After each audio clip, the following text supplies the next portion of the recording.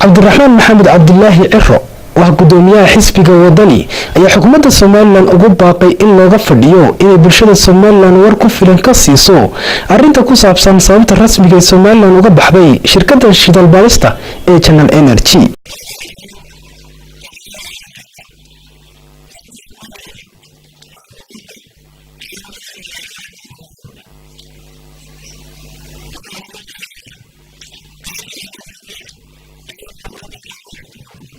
geesta kale gudoomiyaha xisbiga kulmiye Muuse Biixi Cabdi oo isna ka hadlay arrinkaasi shirkadda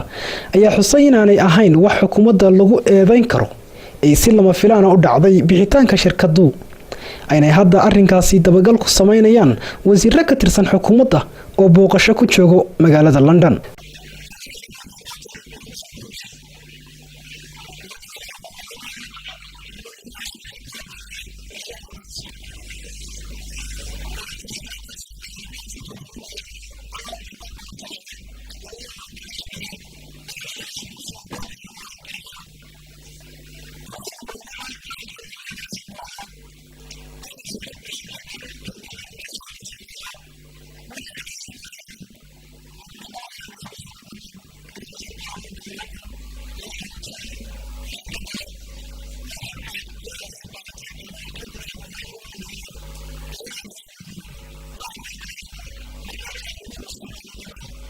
gudoomiyaasha labadan xisbi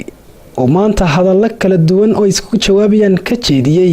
madal caleemasaar ahayd oo magaalada Hargeysa ka dhacday ayaa Cabdiraxmaan Ciro oo ka hadlay shirkadda Ethiopian Airlines oo iyana hakisay duulimaadyadii Soomaaliland ku iman jirtay. gudoomiye Ciro wuxuu sheegay inuu arrinkaasi aad uga xun yahay gaar ahaan qurba joogta maalmihii ugu dambeysay ku cadilnay magaalada Hargeysa.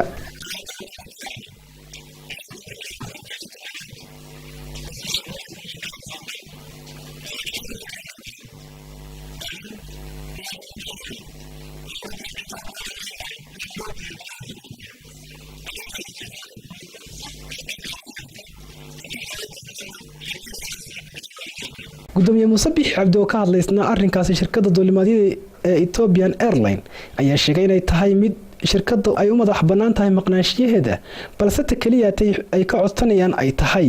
inay shirkaddu dadka meelayso.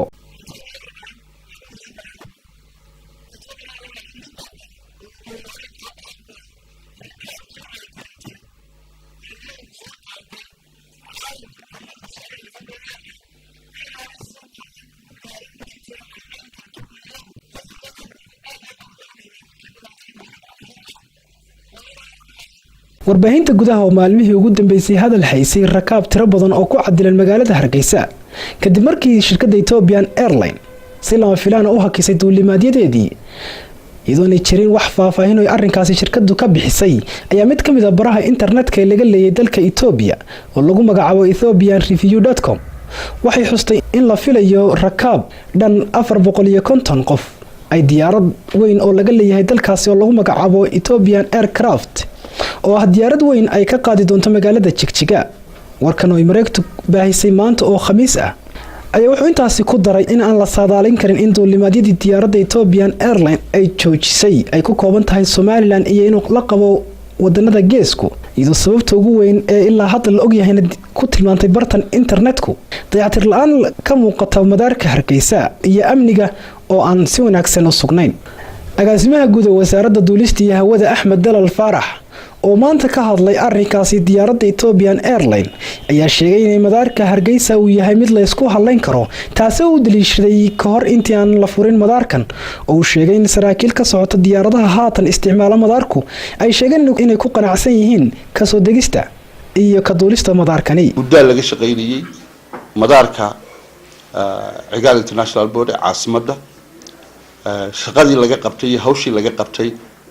diyaarado kasta waxay soo dirsadeen farsamayaqaanadoodii waxa qaarkood ku yimaadeen raggii lahaa ee xaqlaha ahaa baa yimid eegay cabiray kuna saleeyay xisaab loogu talagalay habka diyaaraduhu uga gooshaan ama uga soo degaan airportada. waxaan faahfaahinta uga bixinayaa dadka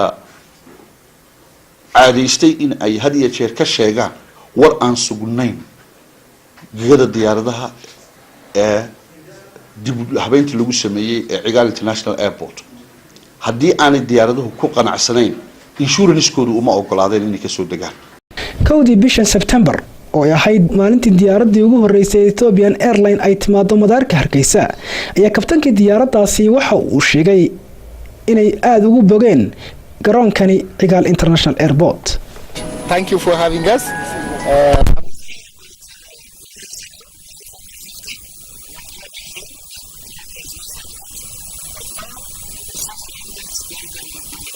waad mahadsantihiin martiqaadkiina waxaan halkan nimi 4 sano ka hor anagoo wadna diyaarad Fokker 15 waqtigaasi garoonku sidaan uma fiicneen laakiin hadda waan aragnay runway-gu uu cusub yahay waxaan ka wanaagsan yahay kuwa kale oo aan tagnay si fiican waan u soo caga dhiganay Umar Serbi Somali Channel Hargeysa.